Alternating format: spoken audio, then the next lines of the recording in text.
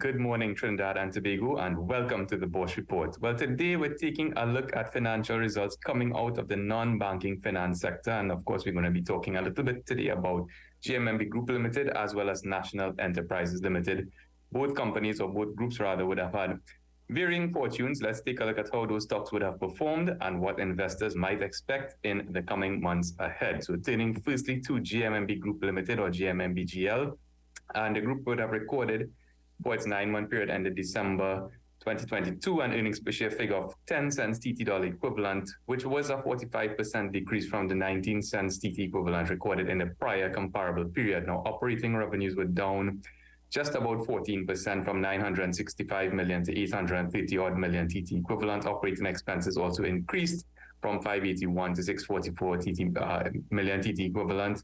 Overall, that would have led to profits attributable to equity holders declining just around that 45% from 363 million to just under 200 million TT equivalent. Again, that 45% decline.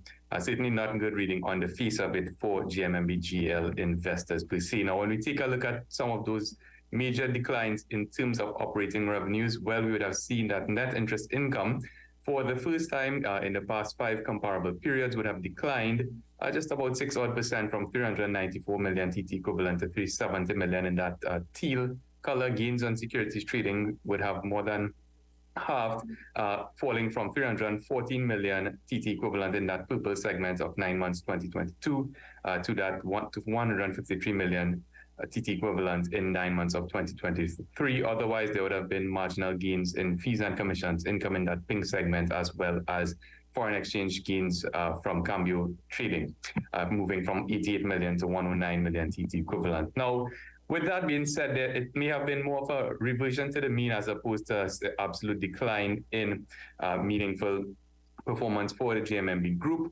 As we can see, even with that fairly weak 9-month 2023 performance on a trailing 12-month basis, JMMBGL has continued to post reasonably good trailing earnings on a per share basis of 17 cents in that red column, which continues the upward trend that would have been observed over the past few years, with the one exception perhaps being a fairly significant outlier of overperformance, perhaps in that 9-month 2022 period. And from an earnings per share or price to earnings ratio, rather, we can see that price to earnings multiple for the stock has leveled off relatively stably around that 8 to 10 times multiple. So investors are paying just about 10 times $10 per dollar of earnings generated by the group at this particular point in time. So at that price of $1.75 per share, JMMB, as mentioned, is trading at that 10.2 times multiple, which is above the sector average of 5.5 times. But take that with a pinch of salt,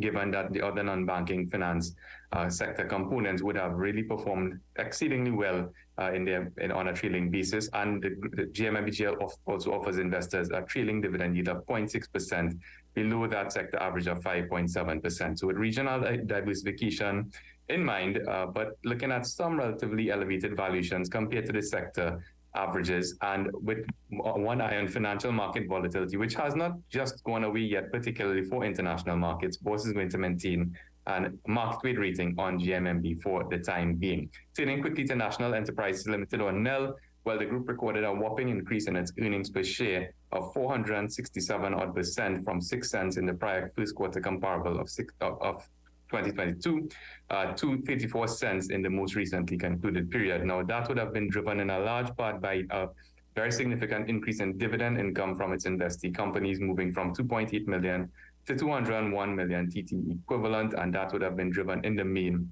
by fairly robust performance from NEL's ammonia-related investments. Operating expenses fairly modest, and overall that profit for the period would have increased from 33.8 million in the prior comparable first quarter to over 200 million in the most recently concluded period, a 500% odd increase there for NEL shareholders. So something to smile about, certainly, for NEL shareholders in the current robust energy environment.